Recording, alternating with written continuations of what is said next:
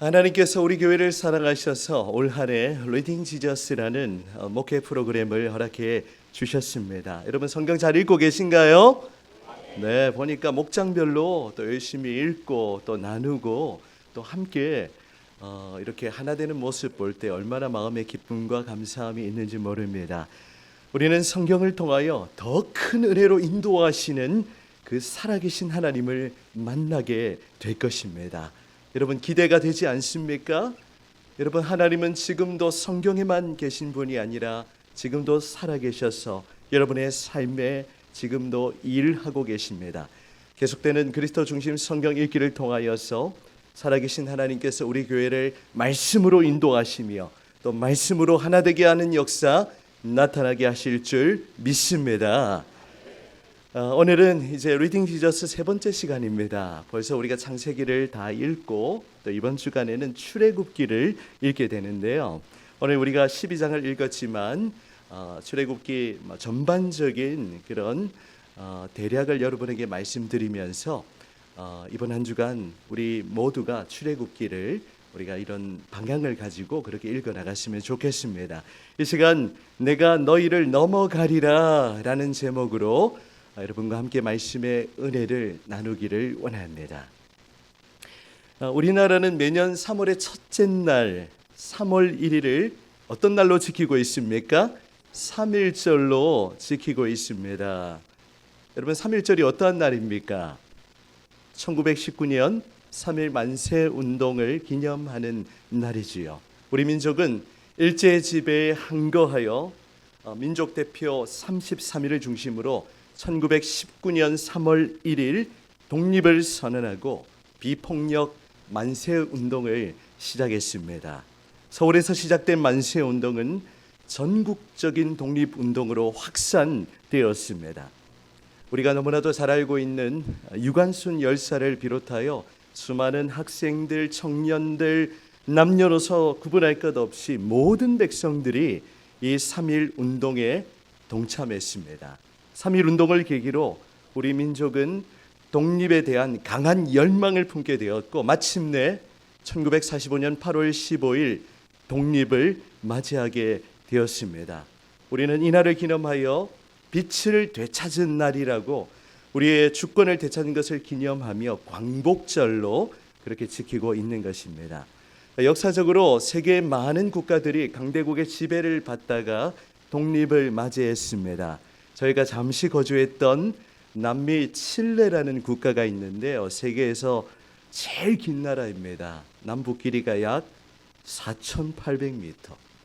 우리 대한민국이 얼마죠?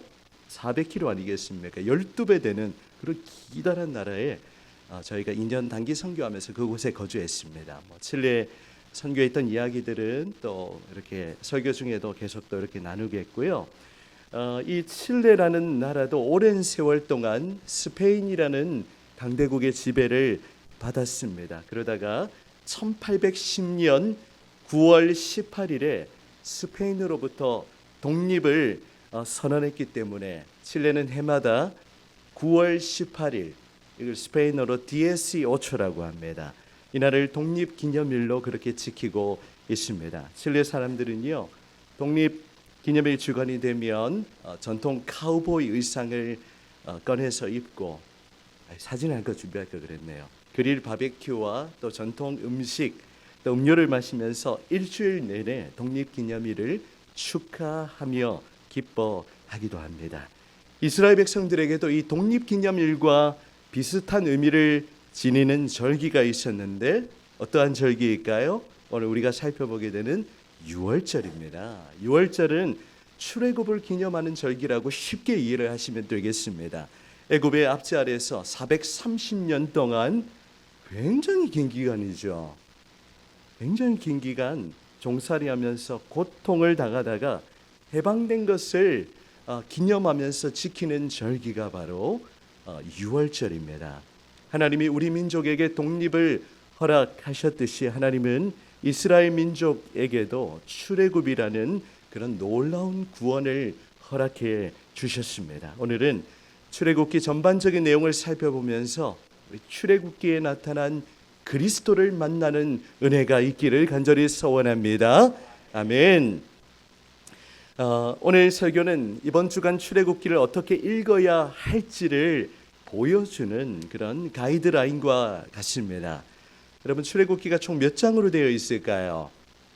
예, 총 40장으로 되어 있습니다. 창세기는 50장, 출애굽기는 40장입니다. 크게 두 부분으로 나눌 수가 있는데요. 1장부터 18장까지는 이스라엘의 구원을 주제로 하고 있습니다. 그래서 출애굽의 역사와 또 광야 생활을 기록하고 있지요. 이후 19장부터 49장까지의 주제는 한마디로 한 단어로 요약하면 바로 예배입니다. 하나님은 이 이스라엘을 세계 여러 민족 가운데 구별하여서 제사장 나라와 거룩한 백성으로 삼으셨던 것이죠.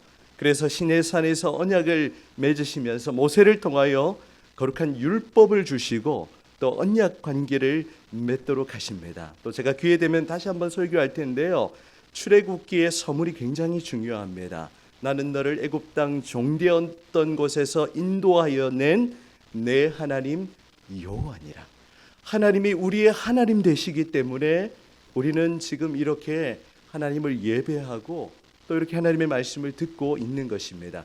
하나님의 백성이라는 정체성은 굉장히 중요한 것이죠. 하나님께서는 우리가 그동안 살펴본 이 아브라함 언약, 또 이어지는 이삭 언약, 또 야곱 언약, 이 언약 관계를 통해서도 하나님과 우리의 관계를 규정하셨습니다. 하나님이 우리에게 아무런 의미가 없는 분이라면 우리가 그 언약을 지킬 필요가 전혀 없는 것이죠. 하나님이 우리와 관계없는 분이라면 우리는 하나님을 예배할 필요가 없습니다. 맞죠? 하지만 하나님은 우리를 하나님의 백성으로 이 세상 가운데 거룩하게 구별하여 불려주셨을 뿐만이 아니라 하나님의 자녀라는 이 놀라운 신분과 특권을 우리에게 주셨습니다. 하나님의 자녀이기 때문에 이 자리에 우리는 함께 모여 있는 것이죠. 그래서 하나님은 친히 그들 가운데 거하시기 위해서 이제 출애굽기 후반부에 보면 무엇을 만들도록 하십니까? 성막을 만들도록 하십니다. 바로 하나님이 거하시는 곳, 하나님이 임재하시는 성막, 그곳에서 하나님이 이스라엘 백성들을 만나 주셨던 것입니다. 여러분, 그래서 우리는 출애굽기 하면 두 부분을 생각하시면 되고 또 전반부는 주제가 무엇이라고 했죠? 구원이라고 그랬습니다. 그리고 후반부는 무엇입니까? 예배라는 것. 이런 큰 그림을 가지고 출애굽기를 읽으시면 여러분들이 훨씬 더 마치 우리 내비게이션이 우리의 삶을 인도하듯이 여러분들이 성경을 쉽게 그렇게 읽어 나가실 수 있을 것입니다. 우리 출애굽기를 통해서도 하나님이 우리에게 보여주시는 것이 무엇이냐면 바로 약속의 성취입니다. 우리는 계속해서 리딩 지저스를 통해서 하나님의 약속이 어떻게 이루어지는지 그것을 살펴보고 있는 겁니다. 우리가 비록 인물을 우리가 중심으로 이 여러 가지 사건들을 살펴보고 있지만 우리는 그 인물 자체에 주목하는 것이 아니라 그 인물들 안에 또 사건들 안에 역사하시는 그 살아계신 하나님을 우리가 바라보며 또 그 가운데 하나님의 약속이 어떻게 성취되는지를 우리는 성경을 통해서 계속해서 보고 있는 것입니다. 하나님은요 이미 이스라엘 백성들이 애굽에서 종살이하고 출애굽하실 것을 그들의 조상인 아브라함 때 약속해 주셨어요. 모르셨죠, 여러분? 아브라함한테 이것을 약속하셨어요. 우리 여러분 성경을 앞으로 한번 넘겨보겠습니다. 화면에 준비가 안 되어 있습니다. 창세기 15장으로 한번 이렇게 돌아가 보세요. 구약 성경 18면에 있습니다. 창세기 15장 13절 14절을 보시면 하나님이 이렇게 말씀하고 계십니다. 13절입니다. 여호와께서 아브라함에게 이르시되 너는 반드시 알라. 같이 읽으실까요? 시작. 내 자손이 이방에서 객이되어 그들을 섬기겠고 그들은 400년 동안 내 자손을 괴롭히리니 14절 그들이 섬기는 나라를 내가 징벌할지며 그 후에 내 자손이 큰 재물을 이끌고 나오리라. 아멘. 바로 이스라엘 백성들이 400년 동안 종살이하는 것, 그리고 또 그거 애굽을 탈출하는 이 출애굽의 이야기를 하나님이 미리 성경에 기록해 놓으셨다는 겁니다. 지금 하나님의 그 약속대로 이 출애굽기의 내용들이 전개되고 있다는 것을 우리는 기억해야 합니다. 그래서 이 출애굽기 역시 하나님의 약속이 어떻게 성취되는지 여러분 성경을 읽으시면서 그것을 늘 생각하세요. 우리가 사람을 읽고 사건을 읽지만 하나님이 그 가운데 어떻게 약속을 친히 주도적으로 이루어 가시는지 그것을 볼 수 있어야 하는 것입니다. 출애굽은 우연하게 일어난 사건이 아니었습니다. 하나님이 이스라엘 민족을 구원하기 위한 그 하나님의 큰 그림 가운데 일어난 사건이었습니다. 그래서 다시 출애굽기로 돌아오면요, 출애굽기 2장 23절로 한번 가보겠습니다. 자, 우리가 이렇게 성경을 찾는 것도 좋은 훈련이 될 것 같습니다. 출애굽기 2장 23절 이하의 말씀, 이제 그 약속이 성취되기 시작하는데요. 네, 감사합니다, 권사님. 자, 띄워주셨네요. 화면에도. 화면을 보시고 성경을 보면서 저를 따라 읽으십니다. 여러 해 후에 애굽 왕은 죽었고 이스라엘 자손은 고된 노동으로 말미암아 탄식하며 부르짖으니 그 고된 노동으로 말미암아 부르짖는 소리가 하나님께 상달된지라. 24절 같이 있습니다. 시작. 하나님이 그들의 고통 소리를 들으시고 하나님이 아브라함과 이삭과 야곱에게 세운 그의 언약을 기억하사. 25절. 하나님이 이스라엘 자손을 돌보셨고 아멘, 할렐루야. 하나님이 그의 조상들과 맺은 언약을 기억하셨다고 성경이 기록하고 있어요. 다시 말하면 하나님의 약속이 지금 이 출애굽 사건을 통해서 성취되고 있는 것을 우리는 성경을 통해서 보게 되는 것입니다. 여러분, 주님께서 이 이스라엘 백성들이 애굽 땅에서 고통당하는 것, 신음하며 부르짖는 그 소리를 들으셨던 것입니다. 그리고 아브라함과 이삭과 야곱과 맺은 그 언약을 기억하셨다라고 그렇게 기록하고 있습니다. 주께서 기억하시는 것이 은혜입니다. 하나님은 반드시 자신이 하신 약속을 친히 이루시고 성취하십니다. 여러분, 사람은요 약속을 뻥끊을 때가 있습니다. 그렇지 않습니까? 그런 경험이 한 번쯤은 다 있으실 텐데요. 지난 2월 19일이 저희 부부 결혼 19주년 기념일이었습니다. 그런데 하마터면 워낙 목회 일정도 바쁘고 하다 보니까 깜빡 잊고 지나칠 뻔했어요. 우리 남편 되신 분들 아내의 기념일을 잘 챙겨주시기를 바랍니다. 만일 제가 그 기념일을 깜빡했더라면 아내의 마음이 어땠을까요? 속이 시원했겠습니까? 아니겠죠. 굉장히 기분 나빴을 거예요. 사람은 약속을 잊어버릴 때도 있고 깜빡할 때도 있습니다. 사람이니까요. 하지만 하나님은 그의 조상들과 하셨던 그 약속을 이 430년이 지난 이 시점에도 한순간도 잊지 않았습니다. 신실하신 하나님께서 자신이 하신 그 약속을 지금 이스라엘 백성들을 통해서 이루어 가시는 것이죠. 그래서 우리는 성경을 통하여 언약의 신실하신 하나님, 약속을 반드시 이루시는 그 하나님을 볼 수 있어야 하는 것입니다.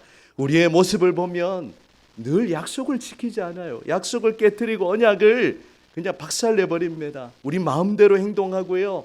지금 창세기의 여러 가지 사건들이 그걸 보여주는 겁니다. 하지만 하나님은 그 약속을 깨뜨리지 않으십니다. 하나님이 주도적으로 그 약속을 친히 이루어 가시는 것이죠. 그의 조상들과 하셨던 그의 언약을 기억하시고 이스라엘 백성들을 지금 애굽 땅에서 건져내고 계시는 것입니다. 이것을 우리가 출애굽을 다르게 구원이라고 표현해 보겠습니다. 바로 구원의 주체는 하나님이시죠. 사람이 주인공이 아닙니다. 우리가 이제 모세 이야기를 읽어나가지만 모세가 주인공이 아니에요. 모세를 통해 하나님의 약속을 이루시는 그 하나님이 주인공이십니다. 그래서 우리는 그리스도 중심 성경 읽기를 통하여 우리가 언약을 이루시는 하나님을 만나고 또 그 가운데 예언되고 있는 그 그리스도를 우리는 만날 수 있어야 하는 것입니다. 하나님이 지금 주권적으로 주도적으로 이 출애굽의 역사를 이루어 가고 계십니다. 여러분 신비롭지 않습니까? 이 성경의 모든 사건들이 우연하게 일어난 것 하나도 없습니다. 하나님이 약속하시고 이루시고 인간은 계속 그 약속을 지키지 않고 그럼에도 불구하고 그 약속을 하나님이 주권적으로 이루어 가시는 것. 올 한 해는 우리가 그것을 성경을 통해서 볼 수 있어야 하는 것입니다. 그렇다면 하나님이 이스라엘 백성들을 출애굽시키시고 그들을 애굽의 압제 아래에서 구원하신 이유가 무엇입니까? 출애굽기 후반부의 주제예요. 아까 제가 언급해 드렸죠? 왜 구원하셨어요? 무엇을 받으시기 위해서? 예배를 받으시기 위해서 하나님은 저와 여러분을 구원하신 것입니다. 하나님이 이스라엘 백성들을 애굽 땅 종되었던 땅에서 인도하여 내신 것은 그들로 하여금 또 절기를 지키고 또 제사를 드리도록 하시기 위함이라고 이제 출애굽기 전반부를 통해서 우리가 이제 살펴보게 될 것입니다. 오늘 모든 내용을 다 살필 수는 없으니까요. 대략적인 흐름만 말씀드립니다. 출애굽기 3장은요. 우리 하나님께서 모세를 부르는 장면 우리가 내일 새벽에 함께 우리가 살펴볼 텐데요. 여러분 성경에서 우리 숫자를 제일 못 세는 사람이 있습니다. 누구일까요? 모세입니다. 모세. 이해를 하시는 못하시는 모세. 한 수를 제일 못하는 사람이 모세입니다. 출애굽기의 내용은 이 모세를 중심으로 이루어지지만 하나님은 모세를 이 하나님의 약속을 이루는 선지자로 조금 어려운 표현으로는 언약의 대표자로 언약의 중보자로 그렇게 사용하고 계십니다. 결국 이 모세 역시 이스라엘 백성들을 구원하는 그런 메시아 장차 오실 이 그리스도를 미리 보여주는 예표하는 모형과 그림자가 바로 모세입니다. 모세가 이스라엘 백성들을 애굽 땅에서 구원해낸 것처럼 그리스도께서 우리를 죄와 죽음으로부터 사망과 저주로부터 우리를 살려 주신 것입니다. 그래서 우리는 출애굽기를 통하여서도 그리스도를 읽을 수 있어야 하는 것이죠. 여러분 모세의 이름의 뜻이 무엇인지 아십니까? 모세의 이름의 뜻은 건져내다. 물에서 건져내다. 구원의 의미를 담고 있죠. 그러면 예수라는 이름의 뜻은 무엇입니까? 예수라는 이름의 뜻도 죄로부터 구원할 자, 건져낼 자인 거죠. 그 이름의 뜻이 여러분 통하지 않습니까?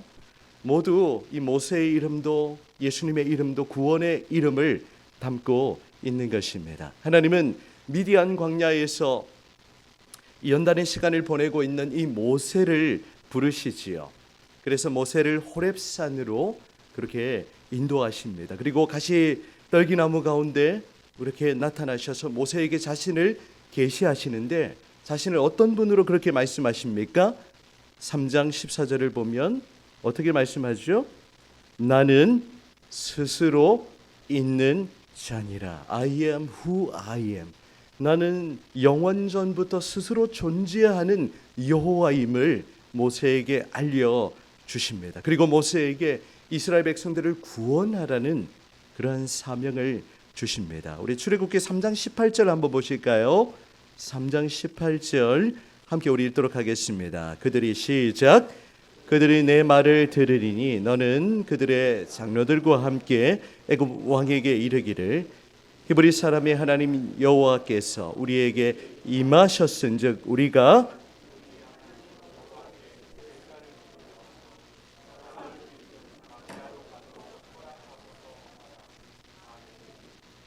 하나님은 지금 주저주저하는 모세에게 구체적으로 해야 될 사명 그리고 할 말까지를 미리 알려주십니다. 애굽 왕 바로 앞에 가서 무엇이라고 말하라고 했습니까?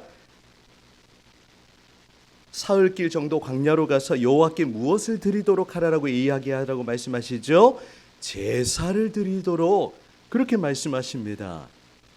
바로 하나님이 이 이스라엘 백성들을 인도하신 이유는 광야에서 절기를 지키며 여호와께 제사를 드리도록 하시기 위함입니다.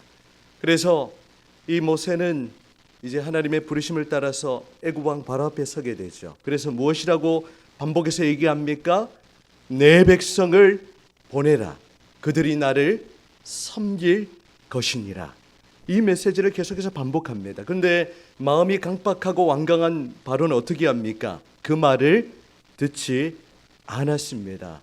이스라엘 백성들을 보내주지 않았죠. 이스라엘 백성들이 예배하러 가는 그 일을 지금 바로가 막고 있는 거예요. 하나님의 약속이 이루어지지 못하도록 이 바로로 대표되는 이 거대한 이런 세상의 세력들이 지금 모세를 지금 방해하고 있는 것입니다.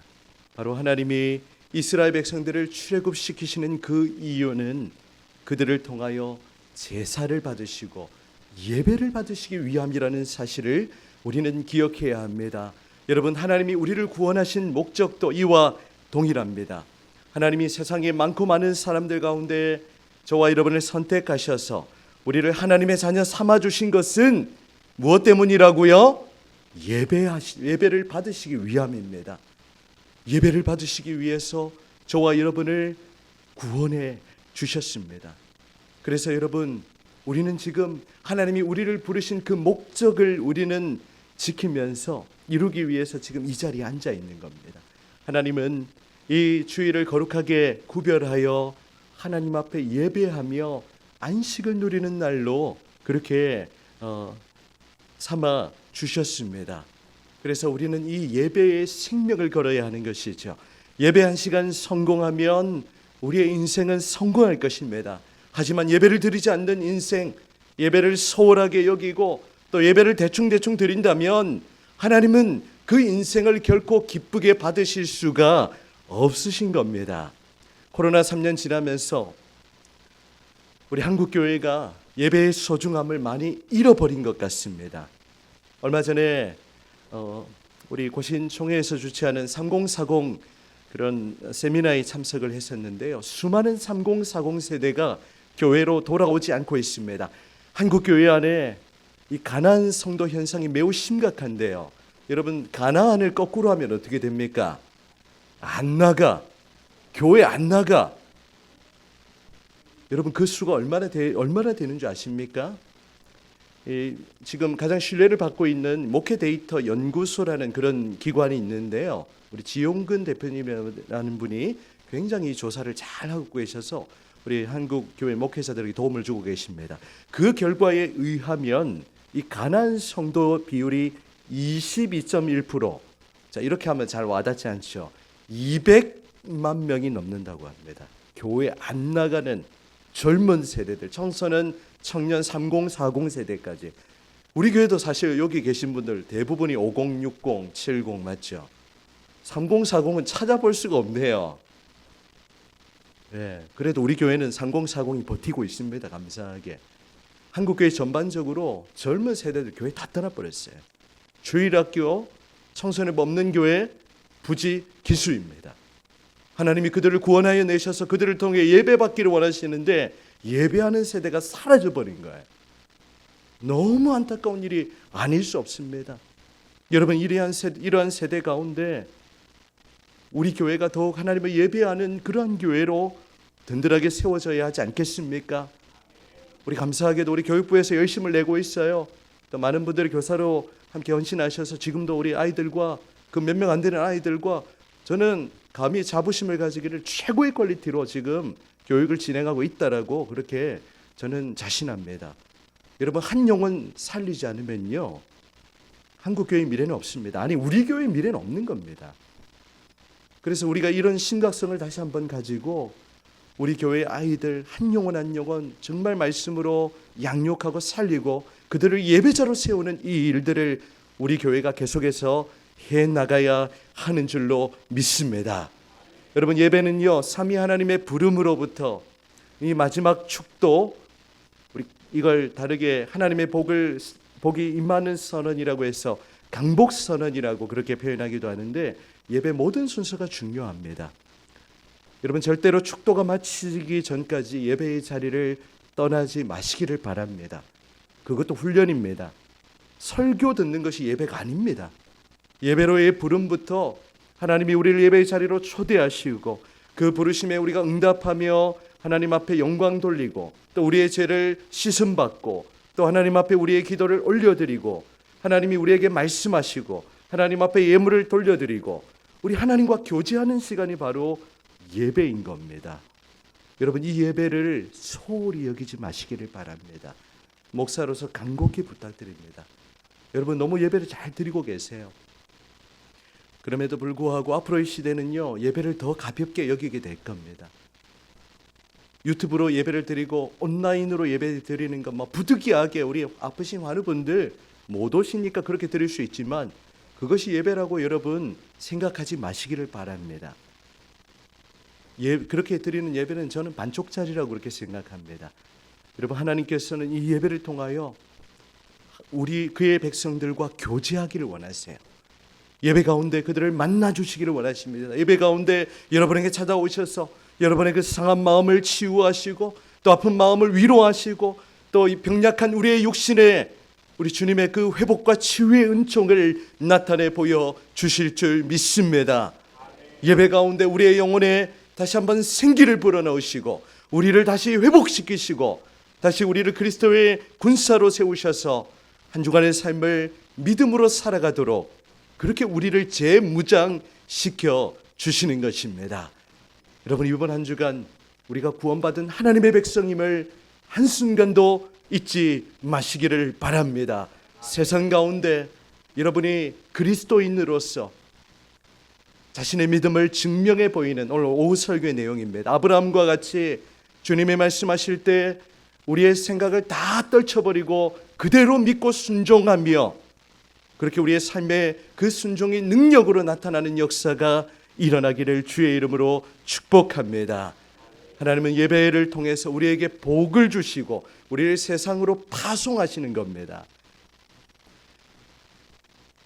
올 한 해 우리 교회가 하나님이 우리를 구원하신 그 목적대로 우리를 하나님을 더욱 예배하는 그러한 교회로 세워지기를 원합니다. 에베소서 1장은요 우리를 구원하신 그 목적을 분명하게 알려주고 있는데요. 에베소서 1장 6절입니다. 들으시기 바랍니다. 이는 그가 사랑하시는 자 안에서 우리에게 거저주시는 바 그의 은혜의 영광을 찬송하게 하려는 것이라.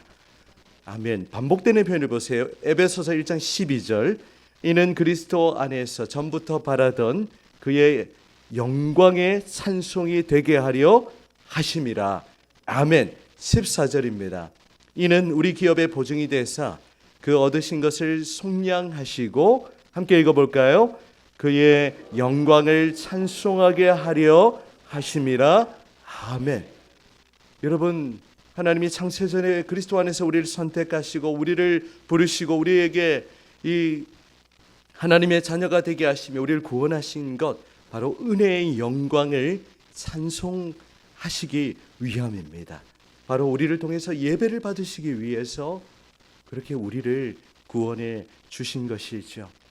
여러분 출애굽기를 읽으면서 이 구원과 예배를 염두에 두고 읽으시기를 바랍니다. 하나님이 이스라엘 백성들을 애굽 땅에서 구원하여 낸 것도 바로 예배를 받으시기 위함이지요. 그리고 이후에 오늘 다 살펴보지 못하겠지만 이후 이제 19장부터 시내산에서 이스라엘 백성들과 언약을 맺으시고요. 그들에게 10계명의 두 돌판을 주시죠. 하지만 이스라엘 백성들은 어떻게 하고 있습니까? 모세가 산에 올라간 그 사이에 송아지를 만들어다가 그것이 하나님이라고 절하고 막 춤추고 예배하고 막 난리굿을 쳤죠. 하나님이 진노하신 것입니다. 그리고 다시 하나님은 이 이스라엘 백성들에게 다시 하나님을 예배하는 백성으로 그렇게 언약을 세워 나가십니다. 그리고 이후에 이제 성막을 만들도록 하시는데 그것도 이스라엘 백성들로 하여금 예배를 잘 드리도록 하시기 위함입니다. 그리고 이제 우리가 다음 주간 이번 주간 말고요 레위기서를 또 읽게 되는데요. 마의 레위기서가 우리를 기다리고 있습니다. 우리가 성경 통독 시작하면 첫 번째 고비가 바로 레위기서죠.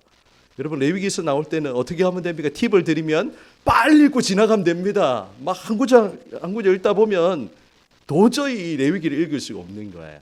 여러분 그 팁을 잘 기억하시면서 이제 하나님이 레위기서를 통해서도 제사와 절기, 그러니까 예배를 가르쳐 주시는 거예요. 레위기서 역시 예배의 책이라고 해도 과언이 아닐 것입니다. 여러분 성경을 통해서 우리는 더욱 하나님을 향한 믿음, 그리스도에 대한 신앙을 가질 뿐만이 아니라 하나님을 예배하는 백성으로 그렇게 세워져야 하는 것입니다. 우리 교회 이 리딩 지저스를 통해서 우리 교회가 더욱 예배하는 교회로, 이 예배를 소홀히 여기는 이 마지막 시대 가운데 예배하는 공동체로 세워지는 역사 나타나기를 주의 이름으로 축복합니다. 네, 오늘 본문 읽어놓고 출애굽기 내용만 했죠. 어제 설교 준비하다 보니까 막 이 내용 하다 보니까 오늘 본문은 살짝 이제 언급을 하겠는데요. 12장으로 다시 돌아가 보실까요? 출애굽기 12장은요. 이제 10번째 재앙, 장자의 죽음이죠. 이 재앙이 임하기 전에 여호와 하나님께서 이스라엘 백성들을 보호하시고 그들을 구원하기 위해서 안전장치를 마련하시는 겁니다. 하나님이 허락하신 방법이 무엇입니까? 6월절 어린 양을 잡아다가 이 문의 기둥과 이걸 문 설주라고 하죠. 임방, 이 문의 위쪽 부분입니다. 이렇게 빨갛게 피를 발라가지고 그렇게 준비하도록 하셨죠. 그리고 그날 밤에 고기를 구워서 불에 구워서 무교병, 발효되지 않은 떡과 또 쓴나물을 아울러 먹도록 하셨습니다. 그리고 이날을 기념하여 여호와의 절기를 삼아 영원한 규례로 대대로 지키도록 그렇게 말씀하셨죠. 그래서 이스라엘 백성들은 이 첫 번째 6월절을 이제 12장 21절 이하에 하나님이 말씀하시는 대로 그렇게 지키게 됩니다. 여러분 이 6월절 어린 양이 의미하는 바가 무엇입니까?